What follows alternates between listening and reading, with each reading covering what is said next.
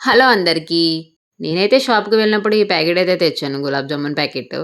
దగ్గర దగ్గరగా 10 రోజులైతే అయిపోతుంది. ఇది చేస్తాకి ఇప్పుడైతే ముహూర్తం కుదిరిందన్నమాట. లేట్ చేయకుండా ఎలా వచ్చాయో మీరు కూడా చూడండి. నేనైతే రూ. 20 ప్యాకెట్ అయితే తీసుకున్నాను. ఇప్పుడు ఆ పిండిలో కాచి చల్లార్చిన పాలు, చిటికెడు వంట సోడా, అలాగే కొంచెం నెయ్యి యాడ్ చేసుకొని కలిపేసుకోవాలి. నేను వీడియోలో చూపిస్తున్న విధంగా. అలాగే దాన్ని ఒక పావుగంట సేపు పక్కనైతే పెట్టేసేయండి.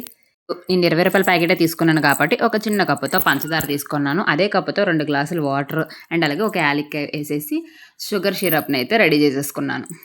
పాకం అయిపోయేసిన అవసరం అయితే లేదు. షుగర్ కలిగిపోయి కొంచెంసేపు మరిగితే సరిపోతుంది. స్టవ్ ఆఫ్ చేసేసుకోవాలి. ఈ పిండిని రౌండ్‌గా బాల్స్‌లా చేసేసుకొని, ఆయిల్‌లో అయితే ఫ్రై చేసేసుకొని, ఆ షుగర్ సిరప్‌లో వేసేయడమే. అంతే. ఉండలు చుట్టేటప్పుడు చేతికి కొంచెం ఆయిల్ అనేది అప్లై చేసుకోండి. అంతే మరి మన గులాబ్ జామ్ అయితే రెడీ అయిపోయింది. నిజం చెప్పిన సూపర్ ఉంది టేస్ట్. నేను తీసుకున్న ఈ రూ. 20 ప్యాకెట్‌కి వర్తే అని చెప్పాలి. అవి తినేది కూడా నేను మా బాపే.